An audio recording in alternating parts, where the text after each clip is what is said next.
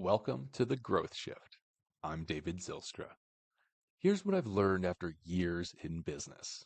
Every leader who's built something meaningful has a story, but the moment they had to shift, when failure forced innovation, when change became opportunity, when they chose growth over comfort. On this show, we dive into those pivotal moments, the setbacks that became breakthroughs, the strategic shifts that accelerated growth, and the frameworks that turned obstacles into opportunities. Because here's the truth.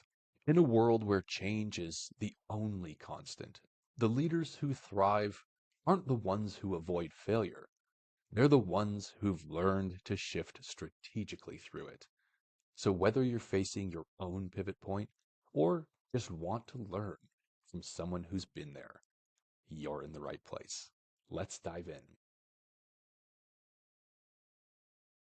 This episode is brought to you by Valentix. At Valentix, we help professional service providers and consultants who are struggling with generating consistent, high-quality leads, automating their client onboarding processes, and scaling their operations without simply adding more hours or headcount. Most of the time, our clients come to us frustrated because they're bogged down in manual tasks and feel like they're missing out on the power of modern technology.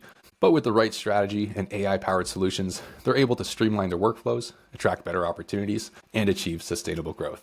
If that sounds like you or someone you know, learn more at valentix.io. Now let's dive into today's episode. Joining us on the Growth Shift today, we're honored to have Tony Ojeda. Tony is not only a highly accomplished financial services professional and the founder of Integrity Center, but he's also the visionary behind Made to Thrive, his unique system for personal productivity and business success. Tony embodies the spirit of strategic adaptation, having navigated significant career pivots and even run for political office. He's a leader deeply committed to improving lives through passionate service, and he's currently at the forefront of integrating new technologies and fostering multi-generational growth within his family business. We'll be diving into his journey, his systematic approach to overcoming challenges, and how he's leveraging innovation to build a lasting legacy.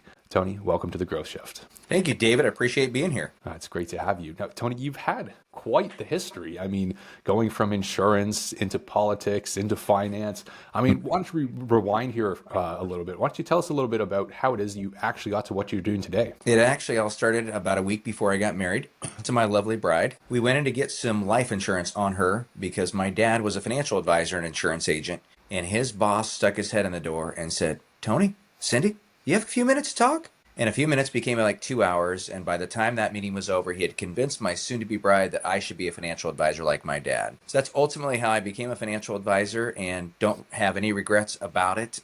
Feel blessed to be able to help all my clients and help them improve their lives every day. Amazing. I mean, you summarize it pretty nicely, and it seems like it was pretty streamlined, but it's anything but linear, as I understand it. I mean, what really happened along the way to change? How does it you think, and what you're really doing for your clients at Integrity Center? Yeah, it really, I tell you, those probably first 7 or 8 years, just this constant struggle, the constant head scratched. Is this what I really should be doing for a living?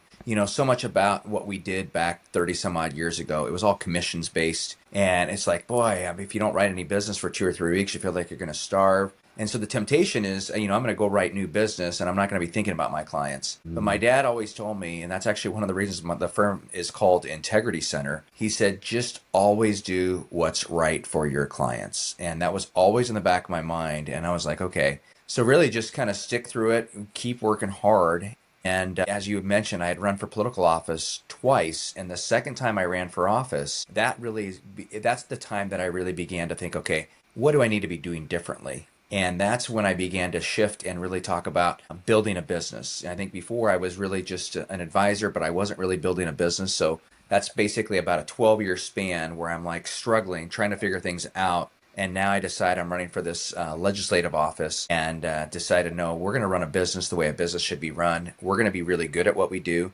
We're going to continue to take my dad's advice and doing always what's right for the client or our prospect. But we're going to just give them white glove service and really serve them at a very high level. Incredible. I mean, there's got to be something here that we're missing. I mean, before running for office, you were obviously serving clients with integrity, right? Doing things properly and putting your client first.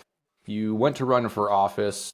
and you came out of it with a new vision or a new understanding of what had to happen. I mean, you just said we're gonna run the business the way it needs to be done. And to paraphrase, anyways, Mhm. what happened with that experience? I mean, what did you take away from running for office that really changed how it is you looked at everything? So I think there was a few things.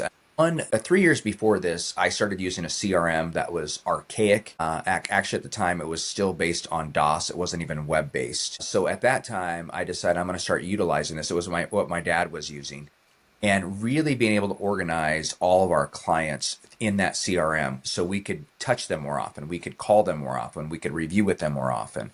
But running for office, I had actually went from one firm to a new one during that time frame. And the reason I made that switch from one firm to the other is because I didn't feel like I could serve in the state legislature in Nebraska effectively and at the same time be a financial advisor in a business. I didn't have the support that I needed. And joining this other firm, I just thought to myself, I've got to redo things. And this is an example. So we ended up changing the CRM we were using because what we were using was, like I said, it was archaic. It wasn't efficient. It didn't capture everything that we needed to be utilizing. So it's a new use of technology. And then my boss at the time, one of the owners of the firm I was working for, it was a couple weeks before Christmas. He said, "Hey, I've got a Christmas gift for you and your dad." I was like, "Yes, this is great." And he said, "I have someone that you need to hire and needs to work part-time for you and your dad." And her name is Deb Porath. I knew Deb super well. She's a homeschool mom. Now, no longer. Her kids are all out of the house now. But at the time, she was a homeschool mom. And I was involved homeschooling because you homeschool as well.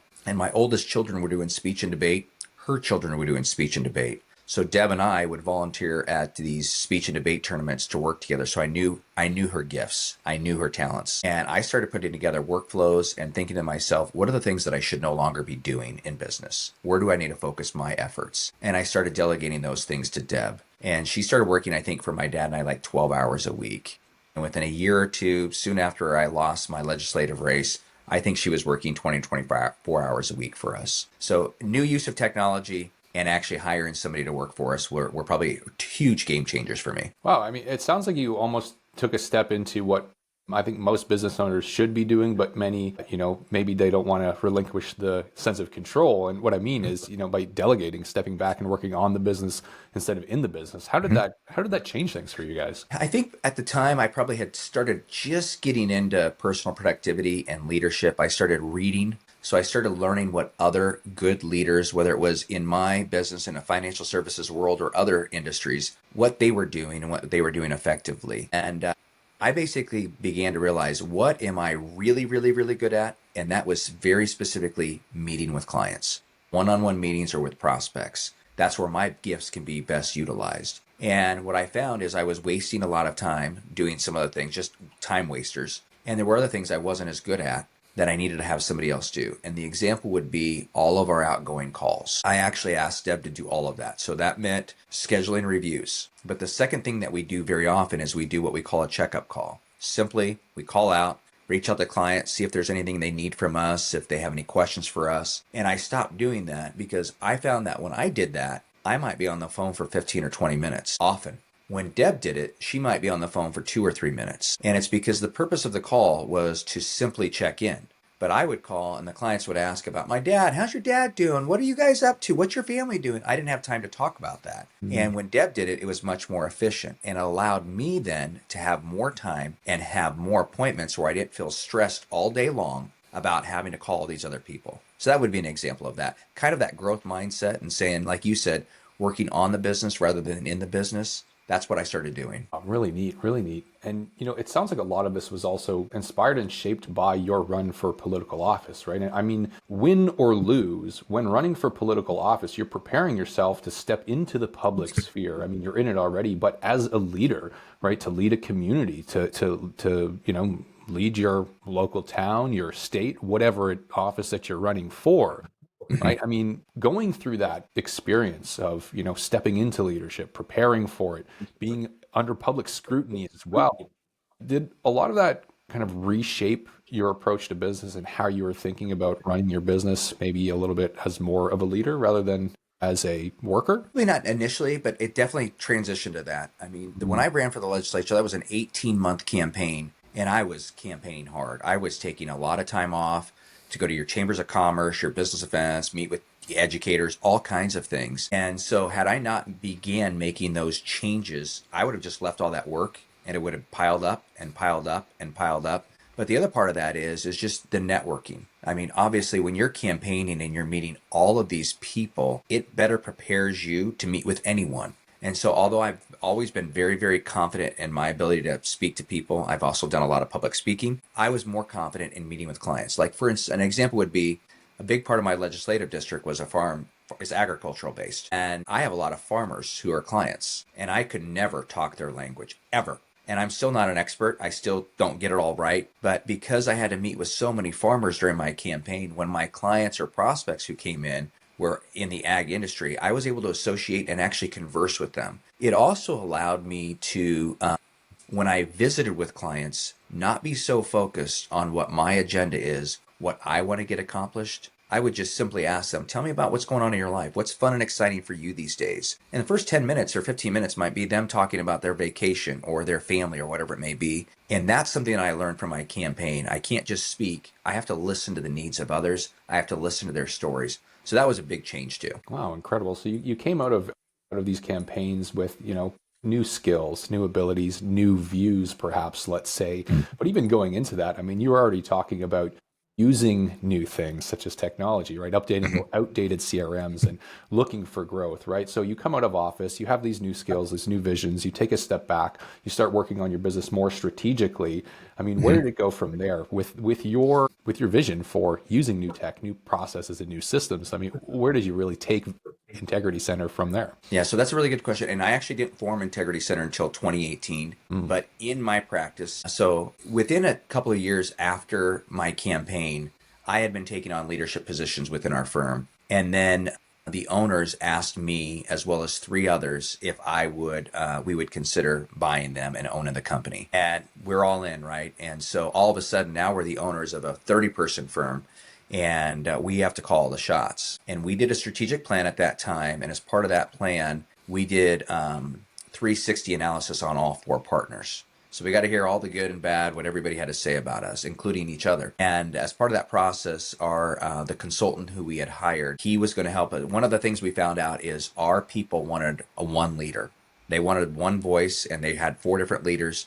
They wanted a managing partner. And I remember in that meeting, one of my partners had been with the firm a lot longer than me. He was older than me. And our consultant said, Tony's got to be the managing partner. He has the gifts and the abilities and talents. And I looked up at Joe and I was like, oh, this is not going to go well. And Joe simply said, I agree. That's how we need to move forward. And so that's really where my acceleration as far as leadership and driving growth and figuring out P&Ls and how to grow a business, how to fix areas that aren't doing so well. I had great partners too. I mean, one of my partners was really good about looking for new ways to do things. How can we be more efficient? What new technologies do we need to be using? So it was really in part because of his help that I really began looking.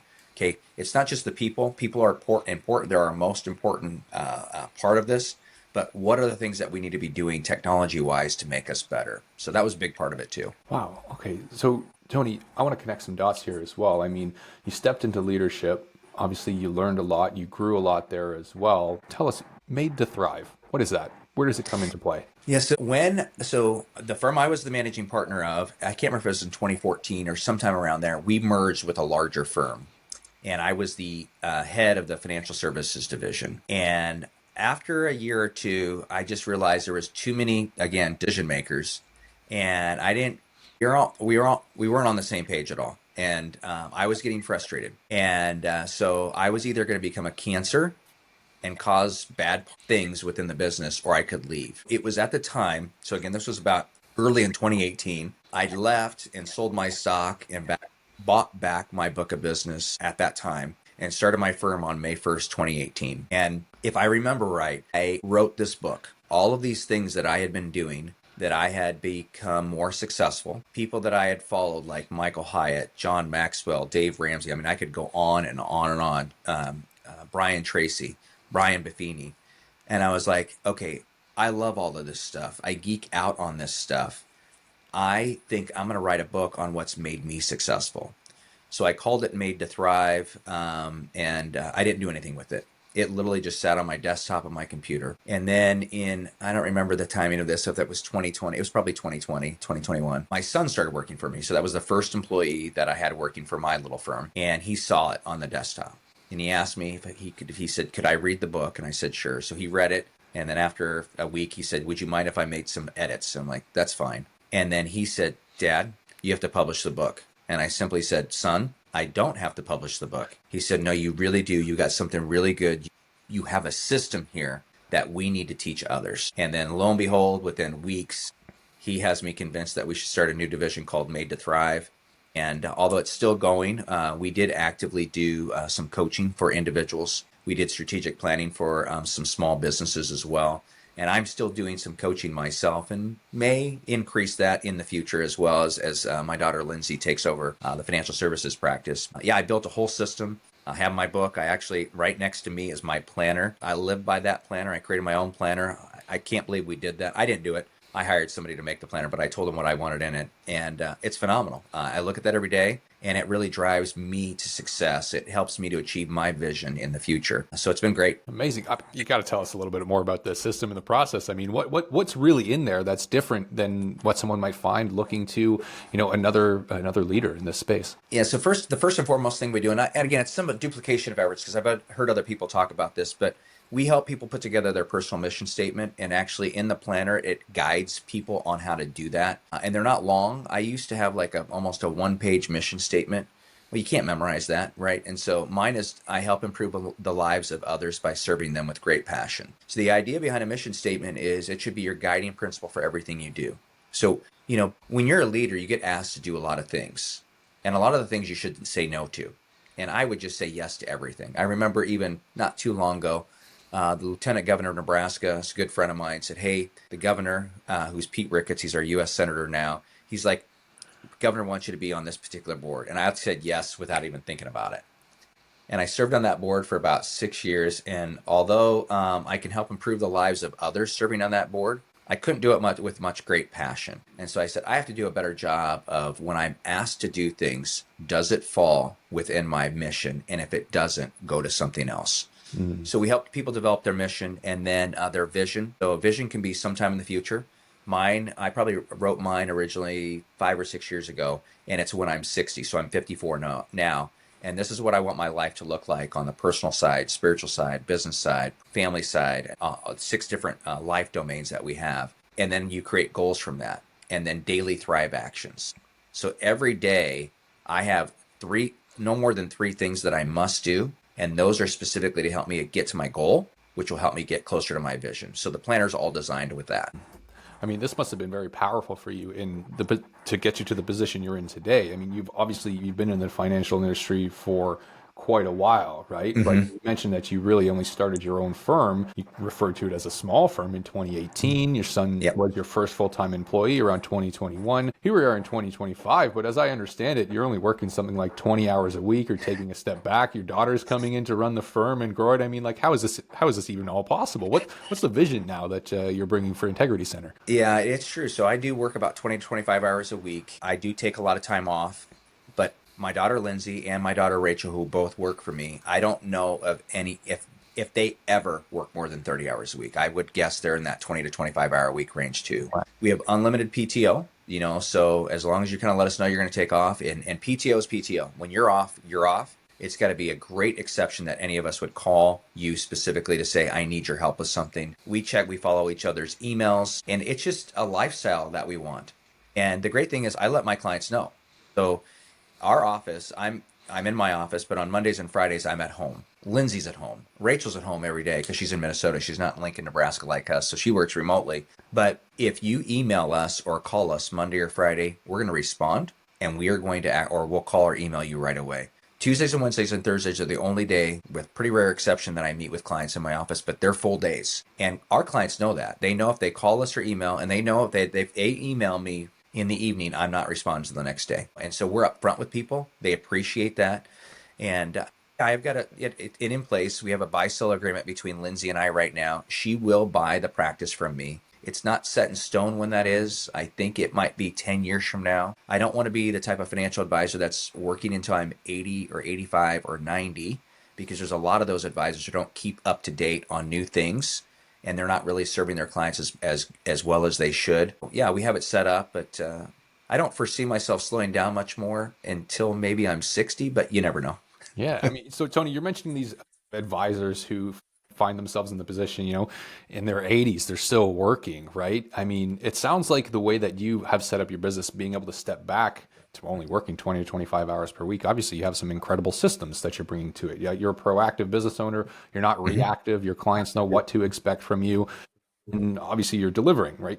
Now, residual income is one thing that, certain financial advisors and insurance professionals and such can expect when they grow a big business or a good business, let's say. But surely a little bit of residual income and some systems don't just fix all problems. I mean, what sort of challenges are you up against to sustain a business model like this and, actually have it grow, not just sustained? Yeah, I mean, this big part. I mean, we've grown. I forget what it is. Like, it's been 20% per year since I started, and I don't have an intention of sustaining that level of growth, but we still want to grow. And so I'll mention a few things that we're doing. One of the things that recently I'd been traveling and taking some time off, and felt like we were behind, and I hadn't really looked at my P&L in about 6 weeks, and so I pull it up. I'm like, oh, we're down by less than 1% from the previous year. But we're behind our plan. But I'm like, well, that's not really that stressful. So Lindsay and I met, and we used the Entrepreneurial Operating System, or EOS.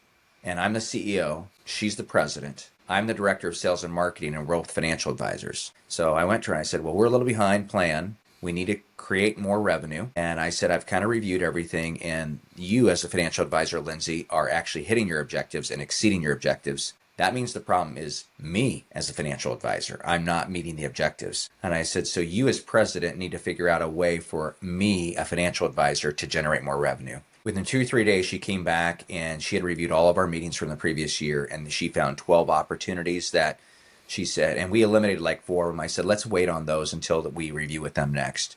But we scheduled meetings, and we probably will get back on plan within a month because of what we did. Just trusting the people who work for you to do the things that we need them to do. And they both, Rachel and Lindsay, do a great job with that.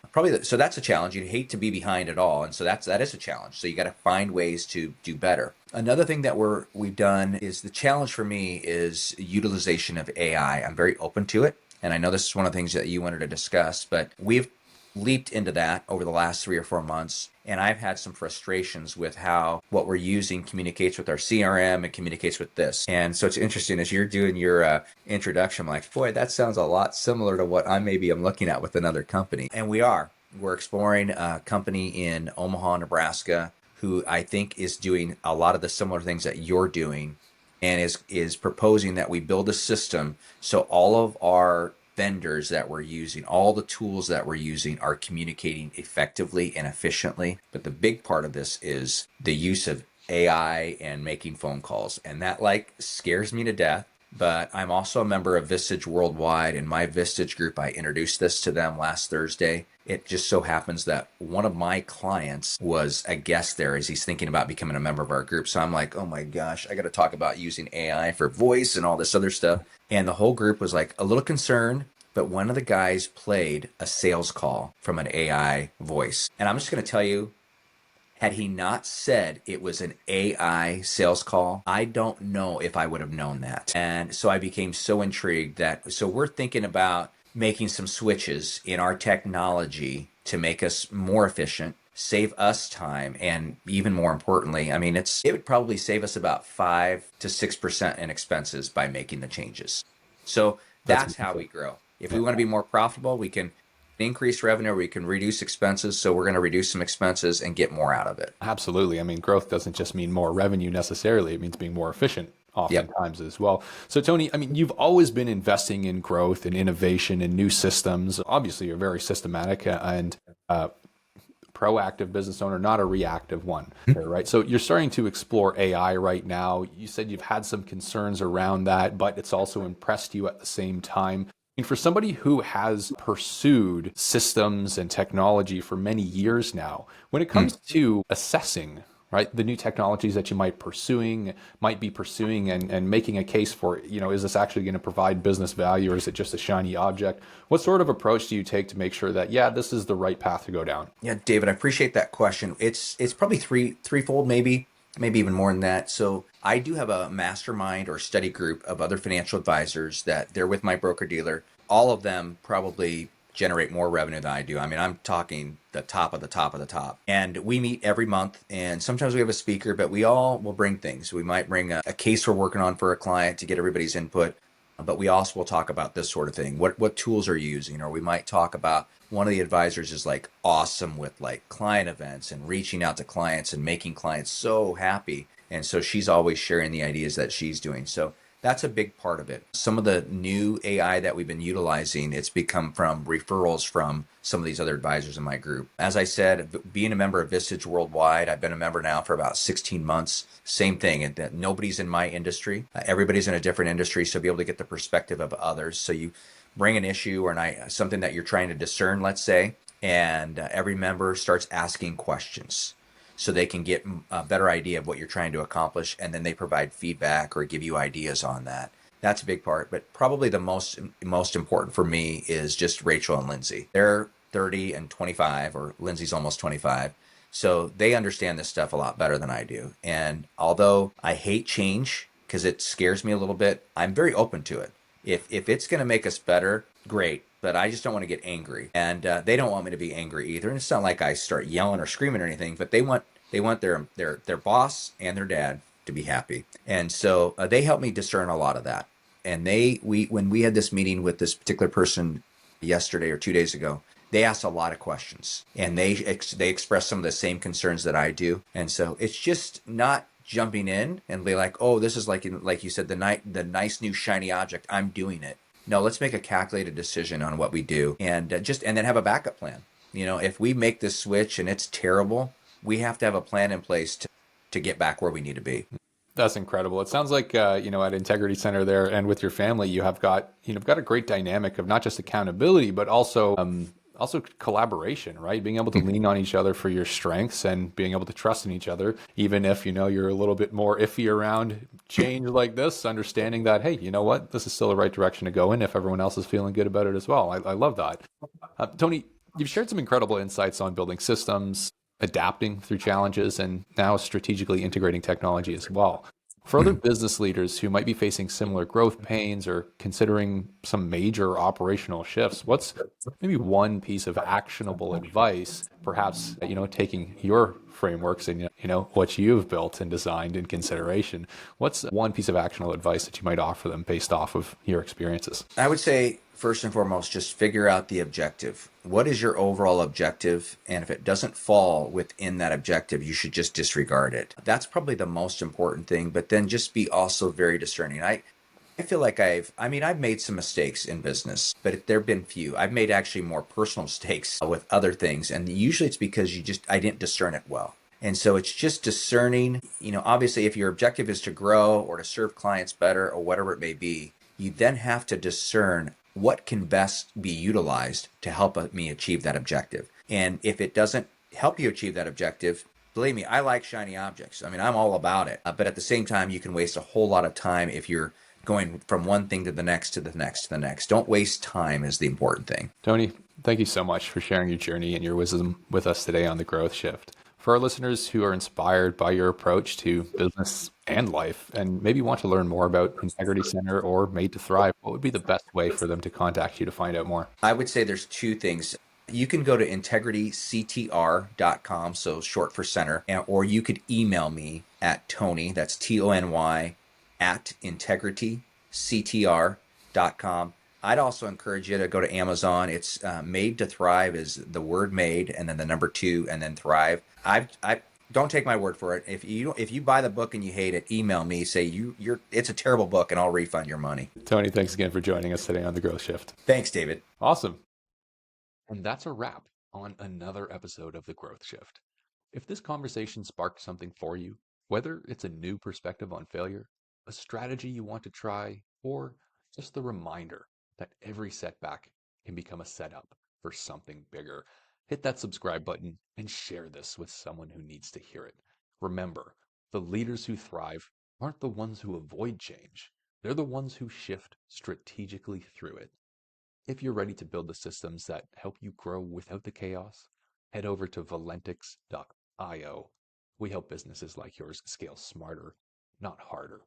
I'm David Zilstra, and I'll see you in the next shift.